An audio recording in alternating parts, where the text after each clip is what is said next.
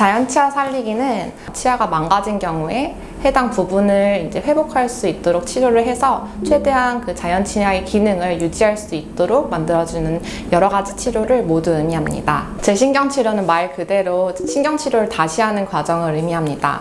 신경 치료를 완료하고 나서도 통증이 있거나 아니면 염증이 재발하는 경우가 있는데요. 이러한 경우에 재신경 치료를 시도를 해볼 수가 있습니다. 재신경 치료는 신경 치료보다는 난이도가 더 복잡하고 어려운데요. 그 이유는 기존에 신경 치료를 했던 재료들을 다 제거를 하고 미비했던 신경관을 다시 미세현미경을 통해서 찾아내고 해당 부분을 깨끗하게 청소하고 소독하는 과정이 필요하기 때문에 더 어려운 치료라고 보실 수가 있겠습니다. 따라서 전문가의 치료를 받는 것이 중요하고 또한 미세현미경을 통해서 눈으로는 볼 수 없는 그런 부분을 확인해서 진행하는 것이 중요하다고 보실 수 있습니다. 일단은 신경치료 후에 통증이 다시 생겼다고 말씀하시는 분들이 있으신데요. 여러 가지 원인이 있을 수 있습니다. 먼저 첫 번째는 사람의 신경관은 굉장히 이제 미세하고 복잡하기 때문에 아무리 신경치료를 충분히 했다고 하더라도 그러한 미세 신경관이나 부근관 등에 숨어있는 세균이나 아니면 오염물질 등이 남아있어서 재발되는 경우가 있습니다. 두 번째는 신경치료하고 나서 크라운을 바로 씌우지 않고 보철을 진행하지 않은 경우에 치아가 깨지거나 아니면 외부에서 다시 세균이 침입해서 해당 부분을 오염시키게 되는 경우에도 통증이 생길 수가 있습니다. 또한 신경치료 과정이 끝나고 나서는 치아 주변에 치주인대라고 하는 조직이 자극을 받게 되는 경우가 많은데요. 이러한 경우에는 이제 씹을 때 불편감 등이 좀 있을 수 있습니다. 하지만 이런 치아 주변의 통증은 신경치료가 잘 되었다면 시간이 지나면서 나아지는 경우가 많기 때문에 이 경우는 크게 걱정하지 않으셔도 됩니다. 안타깝게도 재신경 치료하고 나서도 통증이 다시 생기거나 아니면 재발되는 경우들이 있습니다. 아무래도 재신경 치료는 기존에 문제가 있던 치아를 다시 한번 치료를 하는 것이기 때문에 그 성공률이 기존에 했던 신경 치료보다는 좀 낮을 수가 있는데요. 남아있는 신경에 염증이 있거나 아니면은 치아 주변에 염증이 이미 커다랗게 존재하고 있는 경우에는 재신경 치료 후에도 통증이 사라지지 않거나 혹은 재발할 수 있습니다.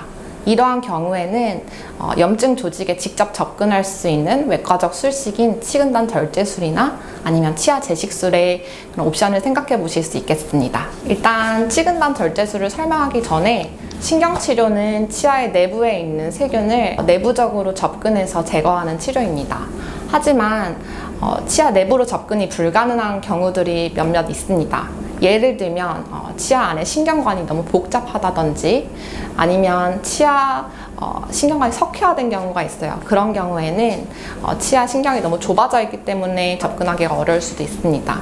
혹은 기존에 치아가 많이 상해 있던 치아의 경우 치아를 보강하기 위해서 포스트 등의 기둥을 박아 놓는 경우가 있는데 이런 경우는 또 재치료하기 어려운 경우들이 있습니다.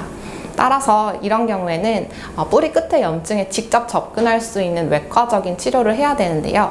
이 치료를 치근단 절제술이라고 합니다. 치근단 절제술은 간단하게 술식을 설명해드리면 일단 국소 마취를 진행하고 잇몸을 절개한 후에 해당 부위의 염증을 직접 제거하고 그다음에 해당 부분에 다시 세균이 침입하지 않도록 생체 친화적인 그런 재료를 씁니다. MTI라고 해서 해당 부분을 영충전하고 마무리하게 되는 그런 술식을 진행하게 됩니다. 치근단 절제술은 국소 마취를 하고 진행되기 때문에 술식 과정에 있어서 마취 이후의 통증은 크게 없다고 보시면 됩니다. 수술하고 나서는 한 2-3일 정도의 수술 후 통증이 있는데요.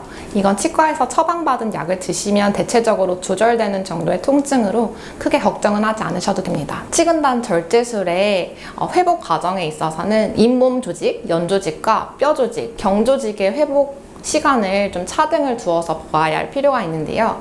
잇몸 조직은 수술 후에 대개 일주일 정도면 다 아물게 됩니다. 하지만 뼈가 차오르기까지는 시간이 좀 걸리기 때문에 3개월에서 6개월 이상 충분한 시간을 가지고 경과 관찰을 하셔야 됩니다. 일단은 재신경 치료랑 치근단 절제술 중에 어떤 치료를 선택해야 되느냐. 보통의 신경치료처럼 치료가 가능한 경우에는 먼저 재신경 치료 술식을 시도를 해보게 됩니다. 신경관이 너무 막혀 있거나 혹은 커다란 재료로 포스트 등의 그런 재료로 막혀 있는 경우에는 재치료가 불가할 수 있습니다.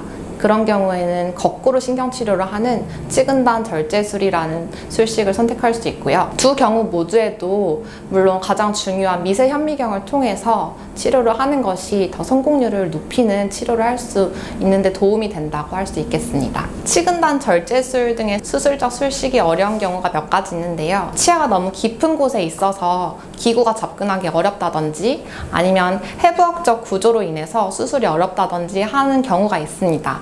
이런 경우에는 치아 재식술이라고 해서 문제가 있는 치아를 발치한 후에 문제가 있는 부위를 직접 눈으로 관찰하고 구강 외부에서 이 문제를 해결한 다음에 문제가 없어졌는지 확인을 하고 다시 제 위치에 심어주는 술식을 치아 재식술이라고 합니다. 그러면 치아를 뽑았다가 다시 심는다라고 하면은 이게 과연 붙을까라고 걱정하시는 분들이 많으신데요.